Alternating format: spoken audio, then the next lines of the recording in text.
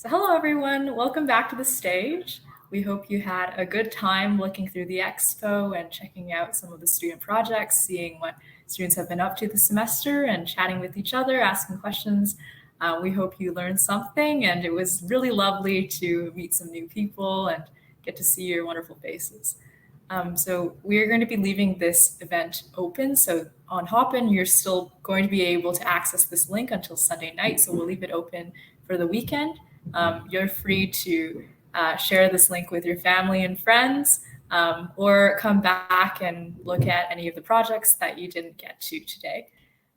In addition to the wonderful work of students, faculty, and staff, a great deal of work was done behind the scenes that went into this program, including from members of the steering committee, which includes Kim Dai, Paul Armstrong, Cyrus Terani, and Christine Giancola, as well as members of the program committee, which include Cindy Much, Jay Carter, Andy Kay, Michaela Van Pelt, Matt Bean, and Amanda Malkiewicz. I also want to give a big thank you to my wonderful team members here at CityLAB, Patrick and Juliana. Your support has been so wonderful during my time here at CityLAB, and you guys have been wonderful team members. And now I would like to close off our showcase by introducing Diya Jhuti, who is going to be giving us some closing remarks and thoughts. She is a fourth-year student in the health science program at McMaster University. She is minoring in community engagement, and for the past year has been working on her student project, the BIPOC Entrepreneurship Program. So hi, Diya. Thank you for joining us today, and I'll let you have the floor. Thanks so much, Wendy. And I want to thank you and your team and, of course, all the students today, because it's been a wonderful showcase. I've never really given much thought to the word community before. It wasn't something that normally came up in my daily vocabulary, nor was it something that I had ever been taught growing up. But over the last 2 years, we've all had to experience exactly how vital community is. We've had to experience exhaustion from trying to keep ourselves and our families and our neighbors and total strangers safe in a global pandemic, because we're all trying to do our part as members of the community. As someone who is of color and immunocompromised, I've had to think of my position in society much more than I have ever had to.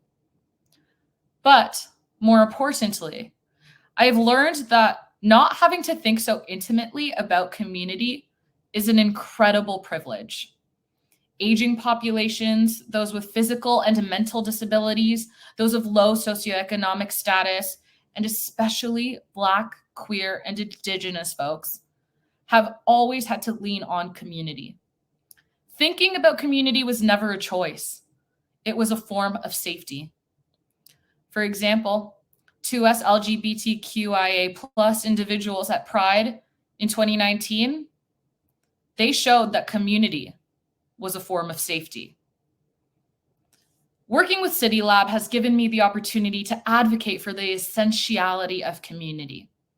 My project involves interviewing BIPOC entrepreneurs in Hamilton to make recommendations for the city for a new novel program specific for BIPOC entrepreneurs, which is long overdue, but so needed. With the help of my amazing partner, Crystal Chen, our supervisor, Shahad Al-Sakar, and the work of Redeemer University, I've been able to hear the stories of incredible entrepreneurs who have faced challenges of systemic and local discrimination, and yet have still persevered. And what they all have in common is that they credit the community that they have built. They credit the success to leaning on others who look like them, were raised like them, and who had faced the same barriers as them. Community is what gave them economic prosperity, the ability to take risks, and the potential for fulfillment. As I looked at the other projects this year, I noticed that a running theme was equity and community. As students, we live often in sheltered lives, and we grasp for opportunities to create change and help in any way we can. A lot of the times it feels hopeless, that real advocacy cannot happen until you are in a position of power. but grassroots organizations, such as the Hamilton Center for Civic Inclusion, are real-time examples of the power of the mobilization of community members and how the real work is done by members in the community. With our CityLAB projects, we are able to watch our efforts transpire into real-world change to better the lives of vulnerable community members through pushing for equity and inclusion, but more importantly, by giving them a say in how they want to push for equity and inclusion.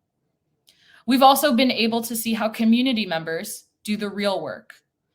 They are the ones that raise the challenges. They're the ones that put their power and positions on the line to come forward and make a change.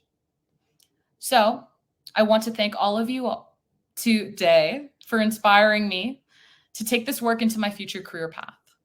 You've taught me so much on this journey, and I hope that you're proud of yourself for being fearless, for challenging social structures and power dynamics, for continually learning and trying to pursue allyship, and for always advocating for justice, sustainability, and community.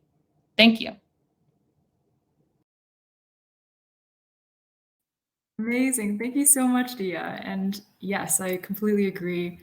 Thank you for highlighting the importance of community, especially for those facing systemic barriers in our society, and for highlighting the responsibility that we all have to recognize and address these barriers. And thanks to all the students. And I'd like to pass it off to Patrick for some final remarks. Final word. Yeah. And just again, thanks to Diya. That was beautiful. And the connections between Matt at the beginning and Diya at the end to really tie those things together. I really appreciate both of you and bringing your perspectives to the work that's so important right now across so many different spheres. So thank you guys, and thanks everyone that's been involved today. So my final sort of thank you is to thank my team, Juliana and Wendy, for their just incredible work over the course of all their whole time with us. So Juliana has become the architect of Hopin and our digital showcases, and it's just incredible to see from the first time trying to sort of scramble to figure out how we're going to do this and do it online and do it well, to now being fourth time, and I think it's very good. So a huge kudos to her and the way that she's engaged with students as well to make all these things happen and smooth and be wonderful. And similarly to Wendy, you've been an incredible addition to the team since you came on in the fall. And we're looking forward to having you over the summer as well. And it's just you've been a huge sort of aid to elevate the work and to do extend things so much further. So really excited to keep on working with you both. And thank you for your wonderful work today. So with that, Juliana's unmuting. Yeah. I was just going to say thank you to all the students as well, and just remind everybody that we're going to have this open until Sunday evening. So invite your friends and share it if you'd like to. Perfect. Okay. Thanks again, everyone, and take care. Bye. Bye.